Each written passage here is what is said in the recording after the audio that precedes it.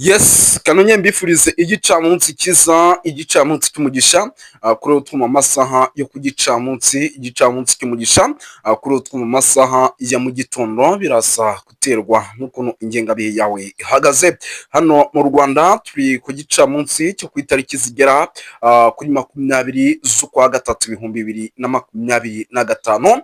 Birumvikana tuba tugarutse mu cyitwa makuru rero, tuba tugarutse mu cyitwa imiripuko, ariko hano muri studio sini nyenyine bwana Kalimba impamvu meze neza. Uraho neza bwana Moses. Meze neza ndashima Imana. Kakabe uri kukumva? Kabeho ko ni hatari, ariko uyu munsi ndabona wandushije.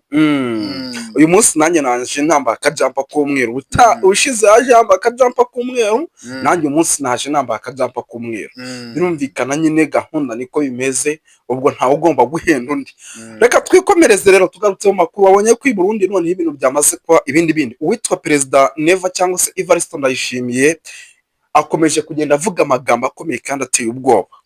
Ngira ngo yenda turaza gukomeza tugenda tubigarukaho byinshi akomeje kugenda atangaza, ubona yuko isa n'isa bishobora no guteza ikibazo igihugu cy'undi. Bwana Kalimba Aimable, ndagira ngo mbere kugira ngo twinjiye muri ano makuru wanze usuhuza abantu badukurikira, abasigaye nanjye ndeba ese hano bimeze bite kugira ngo ibintu duhite tubyinjiramo neza cyane.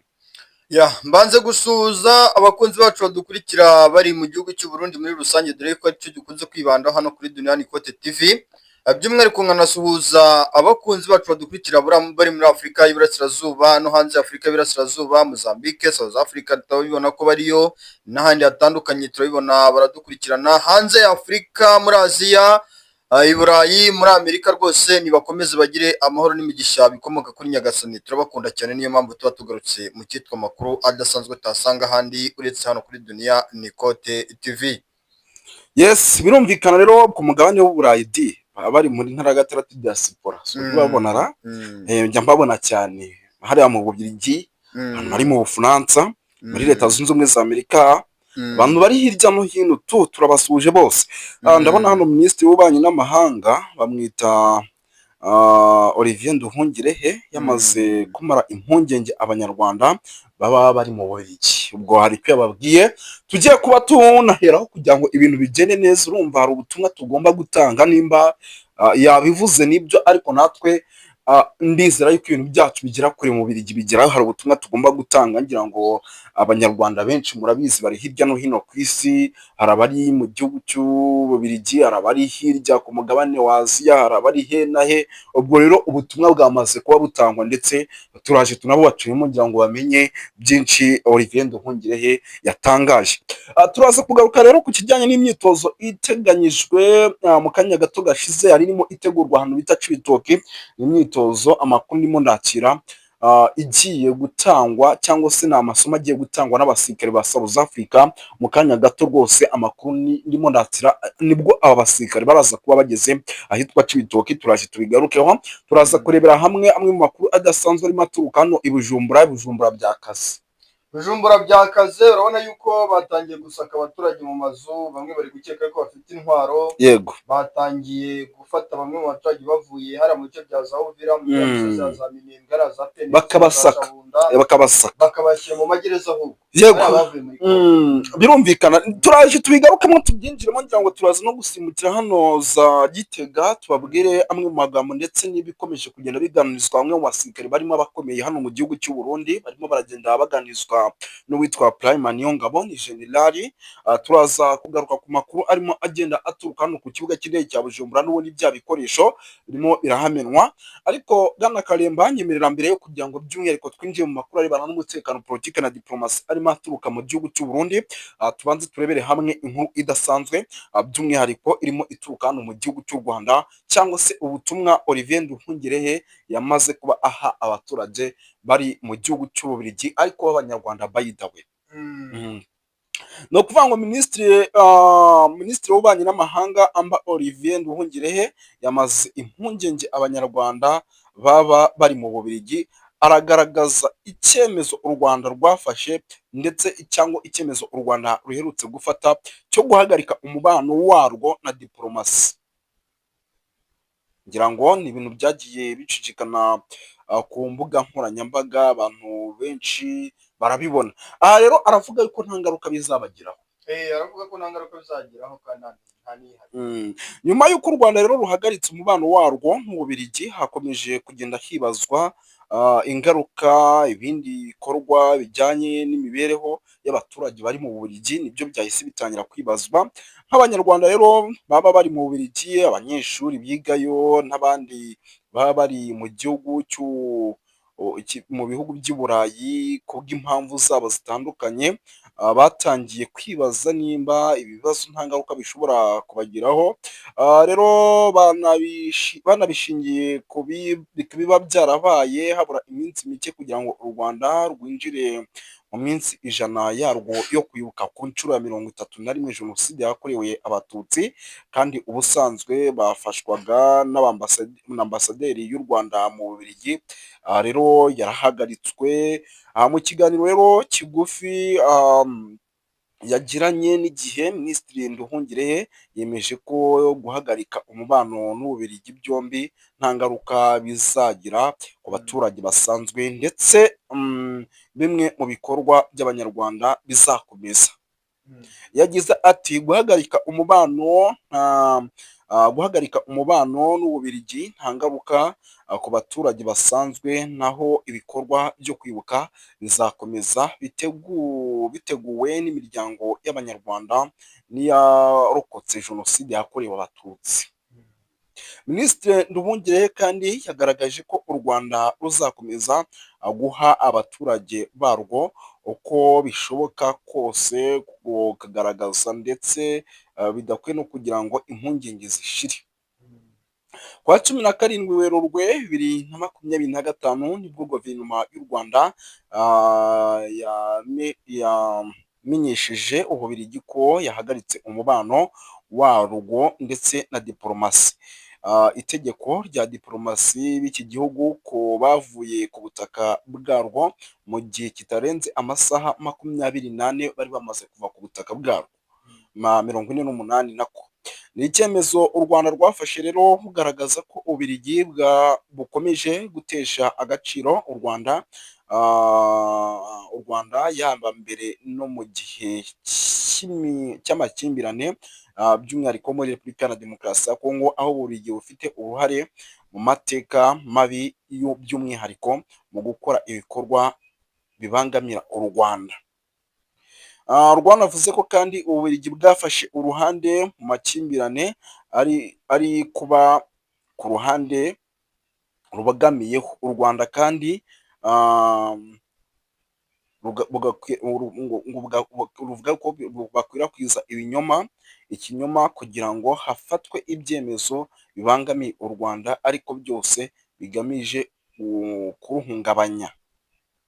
Ni icyemezo rero u Rwanda rwafashe nyuma y'uko muri Gashyantare mu mwaka w'2025 rwashinye amasezerano y'imikoranire n'Ububiligi. Imishinga yiteza imbere yari ifite agaciro ka miliyari 95 z'amayero. Urumva ko ari amafaranga menshi, na miliyoni 140. Kuva mu mwaka w'2024 kugeza mu mwaka w'2025, aho kuri ubu ayari asigaye gukoreshwa agera kuri miliyoni 80 z'amayero, asigaye n'asaga miliyoni 118 z'amafaranga y'u Rwanda. Urumva yuko ari amafaranga menshi. Ubwo rero birumvikana yuko igihugu cy'Ububiligi cyageze gutya kigacana umubano, ndetse mu buryo budasanzwe kigacana umubano n'igihugu cy'u Rwanda, ariko ngira ngo Olivier Nduhungirehe yamaze gutangaza ko nta ingaruka biri bugire. Twikomereze Bwana Karimba Aimable, nagira ngo twinjire by'umwihariko hano muri iri tozwa ry'abasirikare ryamaze kuba rinasinywa n'abasirikare ba South Africa hano mu gihugu cy'u Burundi. Umbwire se biraza gutanga uyu musaruro kumbona kuri nawe uzi umaze n'igihe kirekire ukurikirana uzi ibikorwa byazo? Ni ukuvuga ngo kuri iyi myitozo y'urubyiruko rw'imbonerakure, ibintu bya vuba, si bishyashya ku ruhande rw'igihugu cy'u Burundi kuba bari gutoza urubyiruko rw'imbonerakure. Si ibintu bishyashya kuba igisirikare cy'u Burundi kiri gufatanya na FDLR igafatanya n'urubyiruko rw'imbonerakure mu kubashyiramo amapropaganda ashingiye ku ngengabitekerezo ngiyo abanyepolitike b'igihugu cy'u Burundi biyambura bakabishyira ku gihugu cy'u Rwanda ariko ngo aricyo cyagize uruhare ngo muri aya moko menshi ngo ari kugaragara hano muri Afurika y'Iburasirazuba by'umwihariko no mu gihugu cya Congo. Perezida Evariste Ndayishimiye yagarutse avuga yuko ngo byose bifitanye isano n'igihugu cy'u Rwanda. Rero ku ruhande rw'urubyiruko rw'Imbonerakure ruri kwitoza, South Africa iri kuzana intwaro, buriya ntabwo ari South Africa iri kuzana intwaro, yego, nubwo South Africa wenda iba umurongo wo kuzana izi ntwaro hano mu Burundi cyangwa se n'ahandi ishobora kuba yazana intwaro, ariko twamaze kumenya amakuru y'uko izi ntwaro ziri kuzanwa na South Africa. yego, hari ubundi bufatanye buri hagati y'ibihugu byo mu burengerazuba bw'isi biri gufatanya n'iki gihugu cy'u Burundi bigafatanya n'iki gihugu cya Congo mu rwego rwo kugira ngo barebe uburyo ki n'ubundi ko ibintu byabo bari gutegura bishobora kuba byagenda neza ku ruhande rwabo, ariko ukabona yuko uruhande bari guteguraho imigambi mibi narwo ari kwitegura ku rwego rudasanzwe. Ahangaha urabona yuko perezida Evariste Ndayishimiye yamaze gukara ndetse no gukarata avuga yuko ngo ashaka kwihanisha igihugu cy'u Rwanda, kandi hari umutwe wa Red Tabara uri hariya, hari FRB iri hariya, hari UPR iri hariya, Bwana Moses, hari n'indi mitwe itandukanye n'iyitwa ngo ni za Marijaba na za zose ni imitwe myinshi cyane mu Burundi. Urumva iyo mitwe yose ntabwo yumvikana na Evariste Ndayishimiye. Bishingiye ku ki? Bishingiye yuko aba batumvikana na Evariste Ndayishimiye bose bafite intego cyangwa se bafite ingiro igira iti twebwe twirukanywe mu gihugu cyacu, twahunze igihugu cyacu, abandi bagisigayemo bagira umutekano, bagira ubuzima, bigizwemo uruhare na politiki ya kino gihugu. Rero kugira ngo natwe tubeho tugomba gusenya abanyepolitiki ba kino gihugu, tugashyira politiki yacu yimbitse iharanira uburenganzira ndetse n'ubuzima. ni ibintu byumvikana cyane. Yes, Bwana Karimba Aimable, ndagira ngo by'umwihariko tugaruke hano i Bujumbura, tubwire se Bujumbura kugeza amagingo aya uyu mutekano muke ukomeje kuzamba, n'umutekano abaturage ndetse urimo urazamba ndetse ntibabone ngo umutekano wazambye mu buhe buryo, kuko ni ibintu birimo biraba mu masaha y'ijoro. Ibi bintu tubyitegemo iki? Ese ntibishobora kuza guteza ikibazo gikomeye cyane abaturage? Ku ruhande rw'uno mutekano uri guhungabanywa cyane n'abafite umuntu uza mu nshingano kuba bawurinda, yego, kandi nabo bari kugira uruhare mu kuwuhungabanya cyane. Abanyepolitike ba kino gihugu bari kwirengagiza ibiri kubera muri kino gihugu kandi babireba neza n'amaso yabo, ariko impamvu babyirengagiza ni uko ari ibintu baba bateguye. Yego, urabibona byatangiye, abaturage batuye mu nkengero z'ikibuga cy'indege cya Bujumbura hatangijwe operasiyo zo kubasaka ngo barebe yuko nta ntwaro bafite. Bari gutekereza yuko Red Tabara yego, bishobora kuba yaravuye muri ya misozi ya za Uvira, muri ya misozi ya za Sange yegere hafi y'umupaka w'igihugu cy'u Burundi n'igihugu cya Congo, hariya za Remera na za Mumoshi na za Kamanyura na za Hehe, bagatekereza yuko Red Tabara ishobora kuba yaracengeyemo hariya cyagiye imyivumbagatanyo yari imeze nabi, ikambukana n'abaturage b'abanyamurenge bari bavuye muri ya misozi ya za Minembwe, hanyuma bakaza bagahita binjira hehe mu gihugu. Niyo mpamvu leta yavuze iti mu gihe tukiri gushidikanya yuko mu gihugu cyacu hashobora kuba haba intambara mu gihe gitoya kimwe cyangwa se ikindi, nta kindi kintu dufite gukora, ni ugukora operasiyo zo kuzenguruka n'amazu tureba ariko nta ntwaro abaturage batunze cyangwa se n'abaturage bacumbikiwe mu buryo butemewe. Ahangaha byanatangiye abanyamurenge aribo bahohoterwa, abatarashyizwe muri gereza mu bihe byahise icyumweru gishingira ngo aribonye ibibazo byabaye, abaturage barenga 6,000 bari yego kwaka impuruza cyangwa se bari gutatabaza bavuga bati rwose mwadufashije ko leta ya Evariste Ndayishimiye tubona ntaho itandukanye n'iya Kisekedi Shirombo. Ukabona yuko abanyamurenge bakomeje kujujubwa ku rwego ruri hejuru cyane, ariko noneho si bo bonyine, n'abandi baturage b'abarundi batuye hariya hafi y'ikibuga cy'indege cya Bujumbura hatangijwe operasiyo yo kubasaka, kandi iyo operasiyo yo kubasaka ngo ni operasiyo igomba gukomeza mu gihe kirambye kugira ngo barebe yuko umutekano mu gihugu cy'u Burundi waboneka, kuko bari gutekereza yuko umutekano ushobora kuba wahungabana mu gihe gitoya rwose. Ibi bikaba byanaba igihugu cy'u Burundi tukakibonamo intambara mu gihe gitoya cyane. Ibi bintu ntabwo bishobora, ariko n'ubundi ikibazo cyo n'ubundi ni ibintu byumvikana yuko bishobora kuza kugiteza. Ahubwo icyo nibazaga, ese uri kubona ibi bintu biri kuba mu gihugu cy'u Burundi? Tumaze iminsi twumva imbwirwaruhame irimo ivugirwa hano, tumaze iminsi dukurikira byinshi bigiye bitandukanye, ku munsi w'ejo habaye inama idasanzwe y'abajenerali yari iyobowe n'uwitwa Generali Prime Niyongabo. Ni inama yigaga ku kijyanye no kongera umutekano ndetse no gukaza igisirikare cy'u Burundi cyangwa se kongeramo izindi mbaraga. Ese ibi bintu bigereranyije ugereranya n'imbwirwaruhame zivugwa n'uwitwa Generali Neva, ndetse kandi ukagaruka hano ku mipaka ukareba iyongerwa ry'abasirikare n'ibikoresho, ibi bintu bari kubona bihamura iki? ku ruhande rwa mobilisation, ku ruhande rw'abanyepolitiki bakina igihugu cy'u Burundi, ihereye kuri perezida, disikuru ari kugenda atanga mu bice byinshi agenda ajyamo, kenshi akanabeshya yuko ngaba yagiye mu masengesho, ariko abagira ngo abone uko atambutsa message mu buryo bwe. Ubwo systeme yafashe niba ariyo gutanga amasengesho, cyangwa se systeme yafashe niba ariyo kujya mu gace runaka avuga yuko agiye gufasha agatanga disikuru, tukabyibaza cyane niba ari mobilisation cyangwa se niba disikuru aba ashaka gutambutsa. Ni umuntu ufite televiziyo y'igihugu, ni umuntu ufite abandi banyepolitiki batandukanye, izo message ashaka kuzigeza ku baturage yazibahereza. Benshi bakavuga bati ariko uno mugabo ibi n'ibintu akora wagira ngo ntabwo afite umujyanama umugira inama. Ibi ntabwo tubitindaho cyane, ubwo buri muntu agira ukuntu ayobora igihugu cye cyangwa agira ukuntu atwara ibintu bye. Tuyihuje rero na situation yo kongera umutekano hafi y'umupaka uhuza igihugu cya Kongo n'igihugu cy'u Burundi, hafi y'umupaka uhuza igihugu cy'u Rwanda n'igihugu cy'u Burundi. Ahangaha nta kindi kintu kiri kuba, imbaraga Evariste Ndayishimiye ari gushyira hafi y'umupaka w'igihugu cy'u Burundi n'igihugu cy'u Rwanda. Arabizi neza ko igihugu cy'u Rwanda nta gahunda gifite yo kumutera.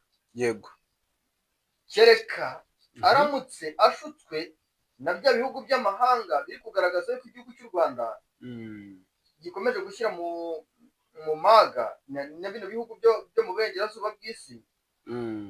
Wenda bishobora kuba byamufasha bikavuga ati shotora gira gutya kugira ngo tubone uko iki gihugu cy'u Rwanda turi gushakaho impamvu yo kugiharabika twayibona. Naho igihugu cy'u Rwanda turabizi ko nta gahunda bafite gutera. Mbese ba Burundi barabutera baramunesa Burundi waterwa kora iki? Watera abavandimwe? Ntabwo bishoboka igihugu cy'u Rwanda. Ahangaha rero situation tubihuze ngira ngo ndangize ikibazo barumbajije. Tubihuje neza ukareba situation yo kongera ku mupaka abasirikare, ukareba situation n'aya madisikuru ari gutangwa n'aba banyepolitiki bakina igihugu. Urabona yuko ikimbitse kigaragara n'ubwoba, kandi ubwoba bwiganjemo icyitwa igitutu uno muperezida Evariste Ndayishimiye afite yuko Red Tabara ashobora kuba yamutera umunsi ku munsi. Kandi nawe Muventura yarabivuze ati Burundi nimukomeza gusapotinga izi ngabo za FARDC n'abo FDLR mucumbikiye barenga 19,000, tuzihorera, kandi nitwihorera tuzihora mu buryo bwa kinyamwuga. Urumva bamaze kukubwira gutyo bari abahungu tuzi n'ukuntu barwana bakabaje. Niyo bafata abasirikare 10 bakabashyira muri Red Tabara akabwira ati mugende mubafashe muyobora operation mukore buriya butegetsi. Ni segonda rimwe ibintu bigahita bipfa.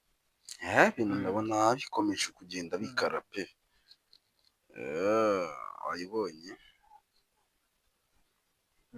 Abibona ni wari centre. Yes, birumvikana rero ni amakuru menshi. Ndabona ariko hano hari inkuru idasanzwe. Uyu mugabo aravuze ngo yitwa Rwemera Muvumo. Batangaje aho umuntu witwa umukozi w'Imana ajya hariya akavuga abandi babeshya. Uyu ni mu gihugu cy'u Burundi. Ndabona uyu mugabo rero avuga yuko ngo abandi babeshya, yarangiza ngo akanabeshya akanashinyagura avuze ngo abanyekongo bitwa abatutsi bahungiye mu Burundi. We akabanzirishwe ndiki jewe mu 2004 niho naba musitanteri w'ikambi y'impunzi z'abanyekongo, kandi 90 n'ibice 5%. Iyo kambi yarimwo abo bantu yita ko abatutsi b'Kongo. N'uno munsi baracabahari. Baramaze imyaka 70 barahavyarira, bahubatse amazu, abandi barayagura. Dushingirana abageni, tumarana imanza, turiko mu mashirahamwe. Uri kurambwira umuntu yorengana bari ngaha akaja kuba hariya?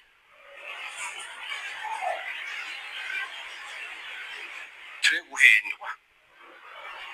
Igihugu cyacu Imana gihaye umugisha. ibi ndabizi baranduga ko mugabo ntacyo bitwaye. Haleluya. Haleluya no kuri. Ariko rero system yo gusenga numva abantu bose barakomeje kugenda bayihindurira izina. Iki giterane cyo gusenga n'uwitwa General Neva yarakirimo kuko niho yavugiye ariya magambo. Niho yavugiye ariya magambo yavuze ngo bagira ngo barafise ngo abasirikare n'ibiki byinshi ntaho. Yabajye bahindura izina bareke kuvuga amasengesho avuge ko ari igihe cyo gutanga propaganda. Ibindi bavuze. Yes, urumva yuko ari ikibazo gikomeye cyane Bwana Kalimba Aimable. Ngira ngo ikibazo gishobora no gutuma rwose ibintu bikomeza kugenda bihindura isura. Bwana Kalimba Aimable rero by'umwihariko ngira ngo ndumva nanagushimira tukarangiriza ahangaha cyangwa se tugasoreza ahangaha se kubavuga mu Kinyarwanda kizima di. Yego urakoze cyane Bwana Moses. Yes, reka tubashimire bakunzi mukurikiye Duniani Code TV, murakoze cyane.